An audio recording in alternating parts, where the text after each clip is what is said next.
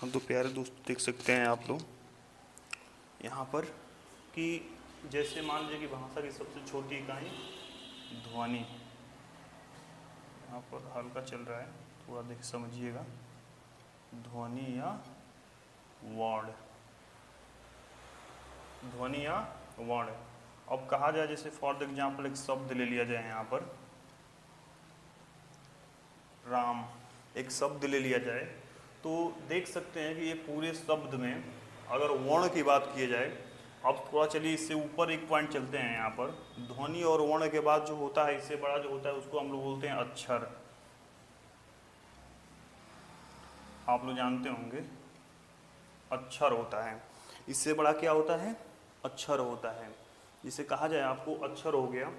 तो इसमें वर्ण की अगर बात होती है कि वर्ण कितने हैं, तो देखा जाए तो देखिए र, और एक यहाँ पर र लेते हैं और यहाँ पर हम लगा देते हैं इस तरह से। तो जो र है और इसमें आ का मात्रा जुड़ा हुआ है और उसके बाद म है, तो अब देखिए यहाँ पर अ भी होगा। तो यहाँ पर देखिए जहाँ से अगर मात्रा निकल जाता है उसको मतलब ये हटाते हैं, तो वहाँ पर जो कि जो इसमें स्वर जुड़ा हुआ है, तो यहाँ पर ऐसे इस तरह से इसको सेट कर देंगे। तो आप समझ रहे होंगे कि जो यहाँ पर वर्ण की बात हो रही है, इसमें कितने वर्ण हुए? चार ठो वर्ण हुए, लेकिन शब्द कितना हुआ? एक। इसको वर्ण कहिए ध्वनि कहिए। अक्षर कितने होंगे इसमें? बस दो ठो होंगे। कितने होंगे? देखिए जैसे रा और उसके बाद म, इसमें अक्षर आपके दो हो जाएंगे। तो इस तरह से आप समझेंगे सारी चीज़ों को। थोड़ा यहाँ पर जो इसमें मतलब कि जो स्वर की बात हो रही है, इसे थोड़ा पॉइंट आगे पर बात करते डिस्कस करते हैं, क्योंकि यहाँ बताना ज़्यादा उचित नहीं होगा। थोड़ा आगे चलते हैं। तो यहाँ पर शब्द एक बनेगा और वर्ण कितने बनेंगे? चार, और अक्षर कितने बनेंगे? दो। इस तरह से छोटा छोटा पॉइंट से समझेंगे। अब वर्ण के बाद रह गया बात वर्णमाला की। तो जस्ट इसके बाद हम लोग देखेंगे वर्णमाला की बात किया जाए। यहाँ पर देखिए मैं थोड़ा यहाँ पर इधर उधर लिख रहा हूँ, लेकिन उससे कोई मतलब नहीं, बस समझने की बात है, ठीक ना। वर्णमाला, अगर वर्णमाला की बात की जाए तो शब्दों के समूह को, शब्दों के जो शब्द है इसमें जो वर्ण आप देख रहे हैं, तो जो वर्ण बैठ रहे हैं, जब इसको जैसे मान लीजिए हम बिठा दें यहाँ पर र और ये आ का मात्रा यहाँ पर लगा दे, उसके बाद लगा दें यहाँ पर म, यानी कि जो वर्ण हैं वर्णों को हम लोग व्यवस्थित कर रहे हैं, मतलब वर्णों को सजा रहे हैं, और सजा करके जब व्यवस्थित करके जो उसमें शब्द बनाएंगे उसी को क्या कहेंगे? वर्णमाला कहेंगे। समझ पा रहे होंगे, बेहद आसान और बेहद ही शॉर्ट ट्रिक के साथ समझेंगे सारी चीज़ों को। ये हमारा क्या होगा? वर्णमाला होगा। दोस्त थोड़ा सा आगे देखिएगा, इसमें जस्ट सारे चीज़ों पर डिस्कस होगा। दोस्तों बात हो जाए स्वर की, तो स्वर उसे कहते हैं जो स्वतंत्र रूप से बोला जाए, और स्वरों को तीन बराबर भागों में बांटते हैं। तो तीन भागों में बांटने का मतलब कि यहाँ पर देख सकते हैं स्वर। पहले बात कर लेते हैं स्वर की। अब स्वर यह होता है जो स्वर को जब हम लोग उच्चारण करते हैं, जब भी उच्चारण करते हैं, स्वर होता है इसको स्वतंत्र रूप से, इसमें कोई ना रुकावट ना कोई बाधा आती है, स्वतंत्र रूप से इसको उच्चारण, इसलिए इसको स्वर कहते हैं। अब स्वर को जब बांटा जाए तो तीन भागों में इसको बांटेंगे। पहला देखिए ह्रस्व, दूसरा दीर्घ, और तीसरा होता है प्लुत स्वर, ठीक ना। तो ये यहाँ पर देख रहे होंगे कि तीन कितने हैं? तीन ठो स्वरों को तीन बराबर भागों में हम लोग बांटेंगे। ह्रस्व स्वर, दीर्घ स्वर और प्लुत स्वर। ह्रस्व स्वर वह होता है जिसमें जब भी हम लोग उच्चारण करते हैं तो जिसमें कम समय लगे। जब भी हम किसी चीज़ का उच्चारण करते हैं शब्दों के बारे में, तो उसमें सबसे कम समय लगे, कम मतलब एक मात्रा का समय लगे, वहाँ पर क्या होता है? ह्रस्व। जैसे देख लीजिए यहाँ पर होता है अ, छोटी ई, छोटा ऊ और री, ये चार होते हैं। अ, छोटी ई, छोटी ई, छोटा ऊ और री, ये चार प्रकार के होते हैं। और बात किया जाए ह्रस्व की, तो इसको हम लोग शिथिल स्वरों की, मतलब इसको शिथिल स्वर भी कहते हैं, ठीक ना। ये ह्रस्व स्वर है, इसको शिथिल स्वर भी कहते हैं, और इसकी संख्या कितनी होती है? 4, जो यहाँ पर देख रहे होंगे 1 2 3 4, ये 4 तरह से ना। अब बात करते, देखिए ह्रस्व स्वर समझ गए होंगे, अब बात करते दीर्घ की। दीर्घ क्या होता है? ऐसे इसका मतलब कि डिफिनीशन ऐसे बनेगा, डिफिनीशन इसका कि ह्रस्व स्वर से ज़्यादा समय लगता हो। जब भी उच्चारण करते हैं, जब वर्णों की उच्चारण करेंगे या किसी शब्द की, या मतलब कि जैसे उच्चारण करेंगे, तो उसमें क्या होता है कि जब ज़्यादा समय लगेगा, तो जब ज़्यादा समय यानी कि 2 मात्रा का समय लगे, जिसमें 2 मात्रा का समय लगे वहाँ पर क्या होता है? दीर्घ होता है। क्या होगा? दीर्घ। जैसे कहने का मतलब है कि ह्रस्व के बाद अब देखिए इसको द्विमात्रिक, और इसको गुरु भी कहते हैं, कठोर भी कहते हैं। इस तरह से सारी चीज़ों को आप समझेंगे तो इसको एक मतलब कि अगर देखा जाए, इसको मुख्य दीर्घ स्वर होगा, एक जो है कि मुख्य दीर्घ स्वर, एक स्वर्ण दीर्घ स्वर होगा। तो स्वर्ण में मतलब कि समान जाति के होंगे ना। स्वर्ण में क्या होंगे, देख सकते हैं यहाँ पर, समान जाति के स्वर्ण, यानी कि दीर्घ स्वर में एक मुख्य होगा और एक समान जाति के। समान जाति का मतलब यहाँ पर देख रहे होंगे अ और अ। संधि जब पढ़ेंगे तो इसमें समझ में आएगा आपको कि अ और अ मिलाएंगे तो क्या होगा? आ हो जाएगा। छोटी और छोटी मिलाएंगे तो क्या हो जाएगा? बड़ी हो जाएगा। छोटा ऊ और छोटा ऊ मिलाएंगे तो क्या होगा? बड़ा ऊ हो जाएगा। तो देख रहे हो कि यहाँ पर जो चीज़ें आप देख रहे हैं ये क्या है? एक समान जाति का मतलब कि समान है, लेकिन इनसे निकल रहा है और ये क्या कर रहा है? बन रहा है। तो दीर्घ स्वर में देख रहे होंगे कि 2 मात्रा का है, यहाँ पर 1 और 1 मिला तो 2 हुआ, 1 और 1 2, 1 और 1 2। तो इस तरह दीर्घ स्वर में मतलब कि इससे ज़्यादा समय भी लगता है और 2 मात्रा का समय लगता है, वहाँ पर दीर्घ स्वर होता है। दोस्त, जब एक जाति के मतलब कि समान स्वर मिले, एक जाति के समान स्वर मिले, वहाँ पर क्या होगा? स्वर्ण, मतलब कि स्वर्ण जाति के स्वर हो जाएंगे। तो ये समझ गए होंगे। तो ह्रस्व स्वर भी 1 मात्रा का समय लगे, दीर्घ स्वर 2 मात्रा का समय लगे। अब बात रहती है प्लुत स्वर की। तो प्लुत स्वर बेहद ही आसान है और बेहद सरल है। अब यहाँ पर आ गई प्लुत स्वर की बात। 2 तो समझ ही गए होंगे आप लोग, 2 में कोई प्रॉब्लम नहीं है। 3 वाले में जो तीसरा है प्लुत स्वर, इसमें थोड़ा प्रॉब्लम होती है समझने की, लेकिन चिंता मत करिए, मैं बहुत ही बेहद आसान बताऊंगा, आसान तरीके से बताऊंगा ताकि आप इसको याद कर सकें। देखिए अगर अच्छी तरह से आप पढ़ लेते हैं यहाँ से, तो आपके हिंदी में मतलब कि किसी भी मतलब कि स्टेट लेवल का एग्जाम आप दे रहे हैं जिसमें हिंदी आता हो, ये बाहर तो जा ही नहीं सकती है, पूरा कन्फर्म है। तो देखिए प्लुत स्वर जो होता है, ये प्लुत स्वर में होता क्या है कि ह्रस्व स्वर और दीर्घ स्वर, माने इन दोनों के अपेक्षा यहाँ पर ज़्यादा समय लगता है। प्लुत स्वर में इन दोनों के अपेक्षा यहाँ पर ज़्यादा समय लगता है। जब भी मतलब कि किसी को जब भी कुछ उच्चारण करते हैं, तो जब दोनों से अधिक समय लगे, समझिए कि वहाँ पर क्या होगा? प्लुत स्वर होगा। कैसे? जैसे देखिए, जैसे इस तरह से देखे होंगे ओम, ओम, ओम का नाम सुने होंगे, तो ओम ऐसे करते हैं ना, ओम। तो ओम का नाम करेंगे तो क्या होगा? इसमें ज़्यादा समय लगता है। दूसरी बात कि जब भी कोई नाटक होता है, वहाँ पर नाटक में इस तरह से मतलब कि देखे होंगे आप लोग, नाटक का जब संवाद होता है, जब वहाँ पर नाटक में कुछ बोला जाता है तो वहाँ पर ज़्यादा आवाज़ आती है, तो प्लुत स्वर की बात होती है। जैसे में कहा जाता है ना, हे राम, यहाँ पर देखिए छोटा सा एग्जाम्पल लीजिए। ऐसे तो एग्जाम्पल मैं बहुत दूंगा, लेकिन थोड़ा देखिए समझिए। कहा जाता है हे राम, ऐसे मतलब कि जब भी समय अगर लॉन्ग खींच के जाए, अगर जब इसका टाइम लॉन्ग खींच के जाए, तो समझिए कि वहाँ पर क्या है? प्लुत स्वर है।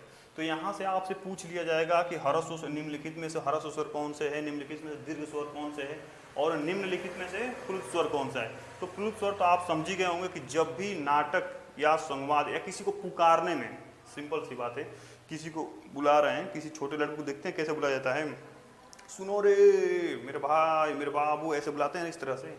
तो जब भी इस तरह से बुलाएंगे किसी को ज़्यादा समय लगे, तो समझिए कि वहाँ क्या है? प्लुत स्वर की बात हो रही है। तो ये जो 3 ठो स्वर थे, आप इसको आसानी से समझ लिए। मैं आशा नहीं विश्वास करता हूँ कि आप किसी भी एग्जाम में बैठते इस तरह से आपसे 3 जगह से पूछ लिया जाता है तो आप रॉन्ग नहीं करेंगे। ठीक है दोस्त, चलिए स्वर के बाद आगे हम लोग पढ़ते हैं। तो दोस्त देख सकते हैं आप यहाँ पर कि बात आती है व्यंजन की। तो व्यंजन ये जो है हमारा यहाँ पर मतलब कि दिखाई दे रहा है, थोड़ा देख लूँ मैं, हाँ साफ तो दिखाई दे रहा है। व्यंजन यहाँ पर देख रहे हैं आप। तो व्यंजन वह होता है, मतलब कि अगर छोटा सा इसका एग्जाम्पल देखें, मतलब कुछ लिखने का डेफिनेशन जो है, मैं आपको जो है कि इंस्टाग्राम के माध्यम से, टेलीग्राम चैनल के माध्यम से आपको शेयर कर दूंगा। बट इसको थोड़ा समझ लेते हैं। समझना बहुत बड़ी बात होती है। अगर आप किसी चीज़ पर पकड़ बना लिए, समझ लिए, तो समझिए कभी नहीं भूलेगा। कितना भी लिख लिए, नोट्स बना लिए, कुछ भी करेंगे भूल जाएगा। बट ये जो है कि नोट्स वैसे ही रह जाएगा, बट ये अगर समझ गए तो जानिए कि कभी भूलेगा नहीं। आपके जहन में एक बार बैठ जाएगा तो ख़त्म नहीं होना। समझिए यहाँ पर बी, अन और जन। बी का मतलब हो जाएगा यहाँ पर भिन्न। देखिए बी का मतलब हो जाएगा भिन्न, भिन्न। और अन्न का मतलब हो जाएगा सहायता। अन्न का मतलब होगा सहायता। जो अन्न है यहाँ पर स्वर रहित होगा, अन्न हो गया, तो मतलब कि सहायता।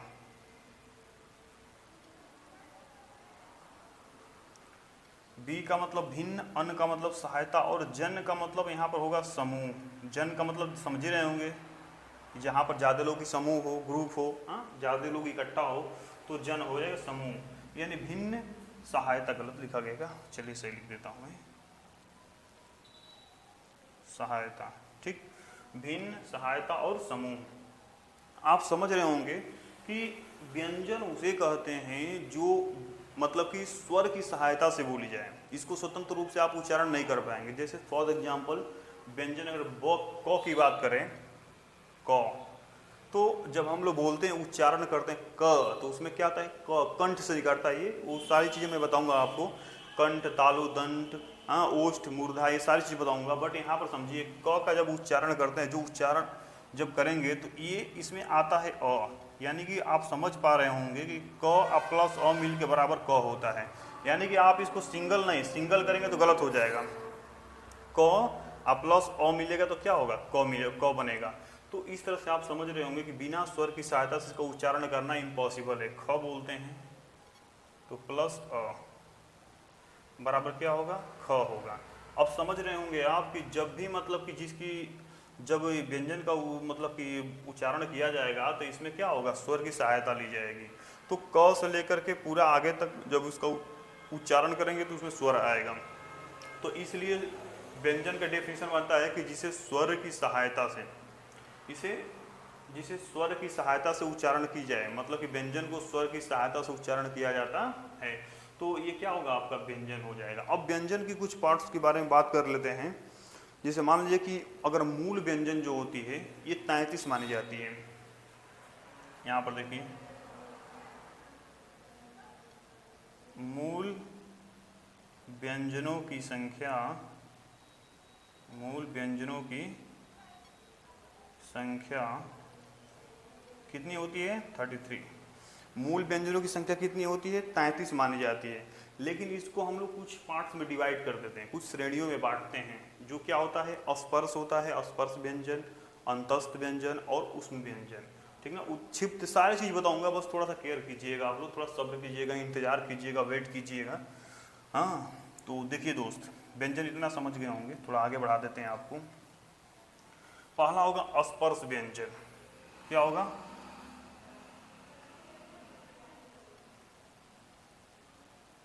स्पर्श व्यंजन। तो जब स्पर्श करेंगे इसको, स्पर्शी व्यंजन लिख लीजिए, कोई दिक्कत नहीं है, स्पर्शी व्यंजन पहला। दूसरा क्या होगा, स्पर्श के बाद अंतस्थ व्यंजन। क्या है, अंतस्थ व्यंजन, यहाँ पर लिख दे रहा हूं मैं, अंतस्थ व्यंजन, अंतस्थ व्यंजन। ठीक ना। और उसके बाद जो तीसरा आपका बनेगा, संघर्षी व्यंजन। उष्म संघर्षी व्यंजन बोलिए या उष्मीय संघर्षी व्यंजन बोलिए। संघर्षी, उष्मीय व्यंजन, उष्मीय, संघर्षी, उष्मीय व्यंजन। तो ये व्यंजन की बात किया जाए तो व्यंजन तीन भागों में बढ़ जाएगा, स्पर्शी व्यंजन, अंतस्थ व्यंजन, उस संघर्ष, उष्मीय व्यंजन या उष्मीय व्यंजन भी कह सकते हैं। संघर्ष में संघर्ष इसमें करना पड़ता है। ठीक ना, जैसे मतलब कि इसका उच्चारण करेंगे तो संघर्ष करना पड़ता है। अंतस्थ व्यंजन, स्पर्श व्यंजन में तो सारे मतलब कि 5 ऐसे और 5 ऐसे इस तरह से आएगा। सारी नासिक के सारी चीज़ें मैं बताऊंगा, अभी थोड़ा सा वेट कीजिएगा। तो देखिए भाई साहब, यहाँ पर जो स्पर्शी व्यंजन की बात हो रही है, तो इस स्पर्शी व्यंजन में यहाँ वर्ग बनाया जाता है। छोटा सा बात है, लेकिन छोटी सी बात है, लेकिन बहुत मतलब इसमें सोचना पड़ेगा। यहाँ पर देखिए वर्ग जो बनाया जाता है, यहाँ पर देख सकते हैं वर्ग वर्ग वर्ग वर्ग और वर्ग। थोड़ा स्लो तो चल रहे हैं, लेकिन समझिए कि आपको समझा समझा के चलेंगे, उसमें कोई बात नहीं है। यहाँ पर देखेंगे क वर्ग, ऐसे क ख ग अंग, ऐसे जाएगा ना। यहाँ पर च हो गया, यहाँ पर ट वर्ग हो गया, यहाँ पर त वर्ग हो गया, और यहाँ पर प वर्ग हो गया। तो देखिए क वर्ग, च वर्ग, ट वर्ग, त वर्ग और प वर्ग। तो देखिए ये वर्ग जो होते हैं, अगर पूछ दिया जाए आपसे, मतलब कि एग्जाम में पूछ ले कि ये बताइए कि इसमें स्पर्श व्यंजन में वर्गों की संख्या कितनी होती है, तो आप इस तरह से समझ रहे होंगे। 1 2 3 4 5, 5 हुआ। ऐसे आइए 1 2 3 4 5, यहाँ पर 5 हुआ। छोटा छोटा बेसिक लेवल बताएंगे, लेकिन जानिए समझिए कि आपको इस तरह से कोई नहीं बताएगा।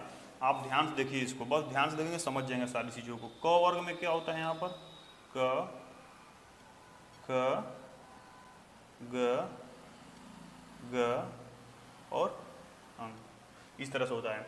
तो ध्यान दीजिएगा, यहाँ पर क ख ग घ अंग, माने इसको हम लोग जब इसका उच्चारण स्थान आपसे पूछ लिया जाए कि क का उच्चारण स्थान क्या है, ख का क्या है, ग का क्या है, घ का क्या है, इसका क्या है, तो ये तो सारी चीज़ जो पंचमाक्षर यानी कि पांचवा जो अक्षर आएगा, तो सारे नासिक यानी नाक से निकलेगा। इसका उच्चारण स्थान नाक से होता है, ठीक ना। नाक से, जो नाक हमारी होती है, यहाँ से हवा निकलता है, तो उसकी बात होती है, ठीक ना। इसको छोड़िए, यहाँ पर अगर पूछ लिया जाए कि क्या है, तो कंठ है। यहाँ क्या है, तो तालु है। हाँ, कंठ तालु, उसके बाद ये मूर्धा और ये दंत और पवर ओष्ठ हो जाएगा, ठीक ना। कंठ होगा, तालु होगा, दंत हो जाएगा, ठीक ना। ये दंत होगा और ये जो है कि आपका ओष्ठ हो जाएगा। तो सब बताएंगे। अभी देखिए च वर्ग में क्या होगा, च छ ज झ और य, ठीक। ट ठ ड ढ ड़, त थ द ध और न, प फ ब भ और म। देखिए इस तरह से आप देख सकते हैं। इसका काउंट करेंगे आप, इसका अगर काउंट आप करते हैं तो, हाँ ये भाई पूरा दिखाई नहीं दे रहा है क्या आपको। अच्छा रुकिए, थोड़ा सा वीडियो डिस्टर्ब हो गया है, अभी सही कर देते हैं, 1 मिनट रुक जाइए। हाँ चलिए, अब साफ दिखाई दे रहा होगा। हाँ, तो अब इसमें क्या है कि मतलब कि पांचवा वर्ग, जो पांचवा वर्ग आप देख रहे होंगे, 1 मिनट थोड़ा रोक लेते हैं। तो दोस्त अब देखिए, यहाँ पर मैंने आपको बताया 5 5 10 5 15 5 20 5 25 25 और 5 ऐसे 5 ऐसे, मतलब इस तरह से। तो ये क्या है, हमारा एक स्पर्श व्यंजन। स्पर्श व्यंजन का मतलब आप इतना मैं बताने के बाद भी समझ गए होंगे कि स्पर्श व्यंजन होता क्या है। कि जब भी हम अपने मुंह से उच्चारण करते हैं, किसी वर्ण का जब भी अपने मुंह से उच्चारण करते हैं, तो हमारे मुंह से जो वर्ण निकलता है वो कहीं ना कहीं स्पर्श करता है। या ओठ से स्पर्श करे, या दांत से करे, या कंठ से करे, या जीभ से करे, या तालु से करे, कहीं ना कहीं से स्पर्श करता है। इसलिए इसको क्या बोलते हैं, स्पर्शी व्यंजन बोलते हैं। समझ गए होंगे। बाकी चलिए नेक्स्ट आगे देखते हैं। इतना क वर्ग, च वर्ग, ट वर्ग और त वर्ग, प वर्ग ना। अब यहाँ पर देख रहे होंगे नासिक, यानी चलिए थोड़ा सा आगे चलते हैं, उसके बाद से आपको बताते हैं। मतलब कि हम 3 चीज़ बताए थे आपको, स्वर, व्यंजन और अयोगवा। अब थोड़ा चर्चा कर लेते हैं अयोगवा के बारे में। अयोग्य क्या होता है, अयोगवा होता क्या है। देखिए हिंदी का ये एक तरह से मतलब कि विशेष हिंदी के लिए ही बनाया गया है इस बैच को। तो इसमें पार्ट वाइज आपको देखना पड़ेगा, ठीक ना। पार्ट 1, पार्ट 2, पार्ट 3 पार्ट्स में बटेगा ये। तो चलिए अब अयोगवा की बात कर लेते हैं। अयोगवा यहाँ पर देख सकते हैं आप, मैं यहाँ पर लिख दिया हूँ अयोगवा। अयोगवा, अब अयोगवा की बात की जाए तो ये 9 तो स्वर है और 9 ही व्यंजन है। अगर पूछा जाए कि जो अयोगवा है, ये अयोगवा जो आप देख रहे हैं ये क्या है। तो अगर मतलब आप देखें इसको समझे तो न तो ये स्वर है और न ही व्यंजन है। अब इसको सोचने वाली बात है कि ना जब स्वर है न जब ये व्यंजन है तो है क्या। तो लेखन के आधार पर अयोगवाह को स्वर मान लिया जाता है। जब लिखते हैं, जब लिखा जाता है तो उस लिखने के आधार पर, बेस ऑफ राइट यानी कि लिखने के आधार पर इसको हम लोग स्वर मान लेते हैं, ठीक ना। मौखिक आधार पर स्वरों की संख्या 11 होती है। माने कि जो मौखिक यानी मुंह से जब बोलते हैं, उच्चारण करते हैं, तो उसमें स्वरों की संख्या कितनी हो जाती है, 11 होती है। अगर आप पढ़े होंगे, समझे होंगे, तो देखिए अंग और अह जो होता है, इन दोनों को अगर मिला लिया जाए तो कितना होंगे, 11, 12, 13 हो जाएंगे इस तरह से। लेकिन इन दोनों को हटा दिया जाता है, ठीक ना। अब रहने की, अब सोचने वाली बात है कि दोनों हैं क्या। तो थोड़ा आगे बढ़ते हैं, सारी चीज़ों को समझेंगे आप। तो लेखन के आधार पर मतलब कि मौखिक जब मुंह से उच्चारण करेंगे तो उसके आधार पर 11 होगी। जब लेकिन जब लिखते हैं तो साथ में अंग और अह दोनों आता है साथ में ना, इस तरह से। तो अब इसके आधार पर मतलब कि लिखने के आधार पर देखा जाए तो 13। अगर आपसे एग्जाम में पूछ लिया तो आपको सोचना पड़ेगा वहां पर कि लेखन के आधार पर पूछ रहा है या मौखिक आधार पर। अगर मौखिक आधार पर पूछ रहा है तो 11 होगा, लेखन के आधार पर पूछेगा तो 11 2 13 हो जाएगा, ठीक ना। तो इस चीज को आपको कंफर्म करना है। चलिए अयोगवाह होते कितने हैं, तो कितने होते हैं देख सकते हैं आप, आपके सामने है। अयोगवाह कितने होते हैं, तो 2 होते हैं। कौन कौन, अंग और अह। चलिए, लेकिन यहाँ पर देखिए अगर इसको और थोड़ा इसका अंडर मतलब कि जाके पूछा जाए, अगर एक आपसे पूछ ले और पूछ ले कि ये क्या है और ये क्या है, तो आप इसको ध्यान रखिएगा। इसको आप बोलेंगे क्या, अनुस्वार बोलेंगे। क्या बोलेंगे इसको, अंग जो है ये क्या होगा, अनुस्वार होगा। लेकिन अह जो है ये क्या होगा, एक तरह से विसर्ग होगा, ठीक ना। ये जो अंग है ये क्या होगा, अनुस्वार, और ये जो अ है ये क्या होगा, विसर्ग। यहाँ अंदर से आजकल एग्जाम का टाइप जो लेवल है ये बहुत ही हाई लेवल पहुँच गया, समझ रहे हैं आप। तो जो पढ़ने का टाइम आ रहा है तो हमको अच्छी तरह से अध्ययन करना है, जो मतलब ऐसे ही स्टडी करना है ताकि उस एग्जाम में बैठे तो उसको क्रैक कर सके। नहीं तो पता चले कि ऊपर ऊपर पढ़े तो ऊपर ऊपर जो है कि बस आप ऊपर ही ऊपर लगा के चले जाएंगे, काम गलत हो जाएगा सब, ठीक ना, सारा काम बिगड़ जाएगा। तो इस बात को केयर कीजिएगा। ये अनुस्वार है और ये क्या है, विसर्ग है, ठीक ना। अब रह गई बात की सबसे पहले जो अयोगवाह है। देखिए मोस्ट इंपॉर्टेंट बात आपको बता रहे हैं, ये आपको कोई बताएगा नहीं, बताएगा लेकिन उतना मेहनत करेंगे, देखेंगे, वीडियो देखेंगे या कॉपी मतलब कि बुक को पढ़ेंगे तो मिलेगा आपको कि फर्स्ट ऑफ ऑल यानी कि सबसे पहले अयोगवाह का नाम किसने दिया था। अगर ये भी एग्जाम में पूछ ले, हो सकता है सुपर टेट में पूछ लिया जाए आपसे कि सबसे पहले अयोगवाह का नाम देने वाले व्यक्ति का नाम बताइए, ठीक ना, उन महाशय का नाम बताइए। तो सबसे पहले जो अयोगवाह का नाम दिए थे वो कौन दिए थे, तो उनका नाम था पंडित किशोरीलाल वाजपेयी। पंडित किशोरीलाल वाजपेयी ने सबसे पहले अयोगवाह का नाम दिया था। सुपर टेट में पूछ लेगा, इसमें कोई बहुत बड़ी बात नहीं है, तो इस बात को ध्यान रखिएगा, ठीक ना, पंडित किशोरीलाल वाजपेयी। इसलिए सभी वर्णों की संख्या, अब बात रह गई वर्ण की, मतलब कि अब तो आपको व्यंजन भी पढ़ाएं, स्वर भी पढ़ाएं और सारा चीज बताएं, लेकिन अब पूरी की बात हो जाए, अगर आपसे सभी वर्णों की संख्या पूछ लिया जाए कि सभी वर्णों की संख्या कितना है, तो ध्यान रखिएगा सभी वर्णों की संख्या आपसे पूछ लिया तो देखिएगा स्वर कितने हुए 11, व्यंजन कितने हुए 33 और संयुक्त कितने हुए 4, उत्सृप्त कितने हुए 2 और आयु कितने हुए 2। अगर सभी को आप ऐड कर लेते तो कितना होगा, 2 2 4, 4 4 8, 8 और 8 3 11, 1 12, 2 कैरी 1, 3 1 4, 4 1 5, कितने हो गए, 52 वर्ण हो गए। अब समझाने की आवश्यकता नहीं है, आप समझ गए होंगे, बेहद आसानी से समझ गए होंगे कि इस तरह से कितने होंगे, 52 वर्ण हो जाएंगे, ठीक ना। अब यहाँ देखिए थोड़ा एक चीज़ बताना भूल गए थे आपको कि जो स्वर्ण मतलब कि समान जाति के, जैसे मैंने अ और अ मिला तो आ बनाया, छोटी छोटी मिली तो बड़ी बनाई, छोटा ऊँ मिला तो बड़ा ऊँ बनाया। तो इस तरह से अगर मतलब कि यहाँ पर अ है और यहाँ पर छोटी है, अब ये क्या है, अ और छोटी दोनों में डिफरेंस दिखाई दे रहा है, मतलब कि दोनों अलग अलग है। जब इस तरह से दोनों अलग अलग हो तो समझिए कि क्या हो गया, अस्वर्ण, माने कि असमान जाति के, इनके जो जाति है ये समान नहीं है ना, तो यहाँ पर ए बना।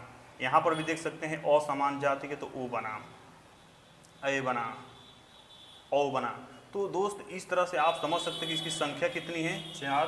तो यहाँ पर देख सकते हैं आप कि जो संयुक्त, हाँ यही संयुक्त के साथ आएंगे, संयुक्त मतलब कि व्यंजन के साथ यहाँ पर चले आएंगे, ठीक ना, संयुक्त व्यंजन के साथ चले आएंगे यहाँ पर। तो एक मिनट थोड़ा देख लिया जाए, जो दीर्घ स्वर वो दीर्घ में मुख्य स्वर, इस तरह से संयुक्त मतलब कि जो संयुक्त प्रयत्नी अस्वर्ण जो बताया गया था, इसकी संख्या कितनी थी, 4, तो यहाँ पर 4, हाँ ठीक तो है 52 वर्ण। तो इस तरह से दोस्त आप इस चीज़ को समझ जाएंगे कि यह जो है कि इसकी संख्या कितनी होगी, कितनी हो जाएगी, 52 हो जाएगी। वर्णों की संख्या कितनी हो जाएगी, 52। अगर पूछ लिया जाए कि कुल वर्णों की संख्या कितनी है, टोटल वर्णों की संख्या कितनी है, तो कितने हो गए, 52। अब यहाँ पर ध्यान रखने का, अगर पूछता है कि मौखिक आधार पर, तो मौखिक आधार पर स्वरों की संख्या पूछता है तो 11, अगर लिखित आधार पर पूछता है तो 13 हो जाएगा। इस चीज़ को ध्यान रखिएगा। अब कैसे एग्जाम में पूछता है तो आप जब सोचेंगे उसको तो आपके ऊपर डिपेंड कर किस तरह से आप उसको सोच रहे हैं और उसको फाइंड आउट कर पा रहे हैं। तो देखिएगा यहाँ पर कितने होंगे, 52 वर्ण हो जाएंगे। चलिए अब थोड़ा आगे बात कर लेते हैं।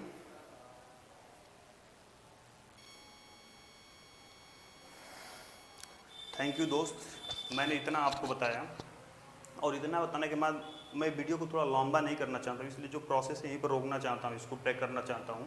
अब ये पार्ट 1 का वीडियो बनेगा, इसको देखिएगा, इसके जस्ट बाद में पार्ट 2 लेकर के आऊँगा। और पार्ट 2 आप जब आप देखेंगे तो सारी चीज़ों को समझ जाएंगे आसानी से कि वर्णमाला में कैसे किस चीज़ को फाइंड आउट करना। अब के मतलब इस बात को आप मतलब टेंशन मत लीजिएगा, क्योंकि जो मैं बता रहा हूँ स्टेट लेवल किसी एग्जाम में आप बैठते हैं ऑटोमेटिक उस चीज़ को सॉल्व कर पा रहे होंगे। और आपने बहुत वीडियो देखा है, एक बार इसको भी देखिएगा। मैं आशा नहीं विश्वास करता हूँ कि आपको ये वीडियो अच्छा लगेगा। जब अगर आपको अच्छा लगती है तो चैनल को दोस्त लाइक और सब्सक्राइब और बेल आइकन को ज़रूर प्रेस कीजिएगा। और प्रेस करने के बाद आप अपने दोस्त, मित्र, भाई, बंधु, सगे संबंधी, क्लासमेट सभी को ये शेयर कीजिएगा, ताकि उनके पास जाए वो इस चीज़ को समझ सकें कि वाकई में क्या इसमें सच्चाई है और कैसे मैं बता रहा हूँ, ताकि आप एग्जाम में जाएंगे तो फाइंड आउट करेंगे, वहाँ पर अच्छा मार्क्स लाएंगे। तो इस चीज़ को ध्यान रखिएगा दोस्त। बहुत बहुत धन्यवाद आपको, बहुत बहुत शुभकामनाएं। चलिए यहीं से विराम कर दें इस चीज़ को।